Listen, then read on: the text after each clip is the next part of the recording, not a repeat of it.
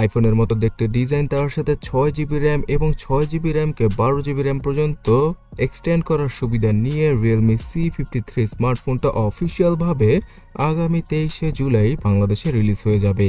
আর এই ফোনটাতে higher refresh রেটের ফুল এইচডি রেজলিউশনের ডিসপ্লের পাশাপাশি 50 মেগাপিক্সেলের হাই রেজলিউশনের ক্যামেরা সেন্সরকে ইউজ করেছে Realme। So hey guys, Shanto here. বর্তমানে 15,000 টাকায় ইনফিনিক্স আর টেকনো মার্কেট কাঁপাচ্ছে, বাট সেই ফোনগুলোর সফটওয়্যার এক্সপিরিয়েন্স অতটাও ভালো নয়, আর সেই ফোনগুলোতে সফটওয়্যার আপডেট 2 বছরের মতো পাওয়া যায় না।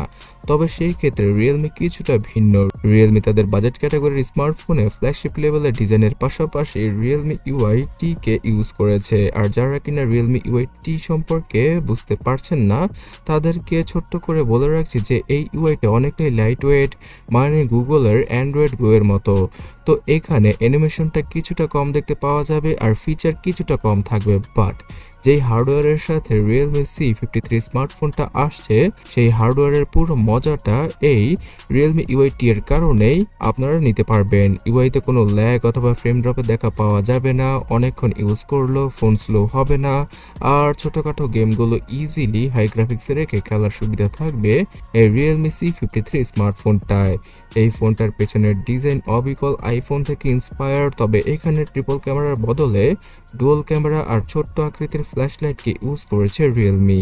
ক্যামেরা বাম্পটাও অনেকটা আইফোন থেকে ইন্সপায়ার হয়ে তৈরি করেছে তারা। বক্সি আকৃতির এই ফোনটা আসলে বর্তমান ট্রেন্ড অনুযায়ী যে কারো নজর কাড়বে। এছাড়া ফুল এইচডি প্লাস রেজলিউশনের 6.74 ইঞ্চির একটি হিউজ আকৃতির ডিসপ্লে থাকছে ফোনটাতে, যেখানে কিনা ছোট্ট আকৃতির নচ আর 90 হার্জের রিফ্রেশ রেট পাওয়া যাবে। সো ডিসপ্লে নিয়ে বাজেট অনুযায়ী কোনো কমপ্লেনই রাখেনি Realme। টেকনো আর ইনফিনিক্সের মতো এবার বড় আকৃতির ডিসপ্লেকে তারা বাজেট ক্যাটাগরির স্মার্টফোনে ইউজ করেছে, আর এই ডিসপ্লের কোয়ালিটি নিয়ে কেউ কমপ্লেন করতে পারবে না, বিকজ 15,000 টাকা বাজেটে এর থেকে ভালো কিছু হয়তো অন্য কোনো ব্র্যান্ড অফার করছে না। তবে পাঁচল কাটআউটটা থাকলে আরও কিছুটা বেটার হতে পারত। 50 মেগাপিক্সেলের ডুয়াল ক্যামেরা সেটআপ থাকছে ফোনটার পেছনে। সেকেন্ডারি ক্যামেরা সেন্সরটা কি সেন্সর সেই সম্পর্কে Realme স্পেসিফিকভাবে জানায়নি, তবে মেইন ক্যামেরা সেন্সর দ্বারা দিনের বেলা আপনারা খুব ব্রাইট এবং পাঞ্চি কালারের ছবিগুলো ক্লিক করতে পারবেন, এবং 50 মেগাপিক্সেলের মুডে ছবি ক্লিক করলে সবচেয়ে বেশি ডিটেলস পাওয়া যাবে। তবে রাতের বেলা এই ক্যামেরা অতটাও কাজে আসবে না, এবং বাজেট ক্যাটাগরির স্মার্টফোনে রাতের বেলা ফটোগ্রাফি করাটা একদমই মানায় না। তবে এতে যেহেতু নাইট মোড রয়েছে, তাই আপনারা কিছুটা হলেও বেনিফিট পেয়ে যাবেন। Realme C53 স্মার্টফোনটার ফ্রন্টে পাওয়া যাবে 8 মেগাপিক্সেলের সেলফি। তো মোটামুটি ভালো লেভেলের ক্যামেরা সেটআপকে ইউজ করেছে Realme এখানে, যেটা দ্বারা কিনা আপনারা ফুল এইচডি রেজলিউশনে 30 fps এ ভিডিও শ্যুট করতে পারবেন। এছাড়া এই ফোনটার সাইডে থাকছে সাইড মাউন্টেড ফিঙ্গারপ্রিন্ট স্ক্যানার সহ জাইরোর মতো সেন্সর, আর 5000 mAh এর ব্যাটারি, তার সাথে 33 ওয়াটের চার্জিং স্পিড। সবকিছু মিলিয়ে খুব ভালো একটা প্যাকেজ অফার করছে Realme আমাদের বাজেট অনুযায়ী।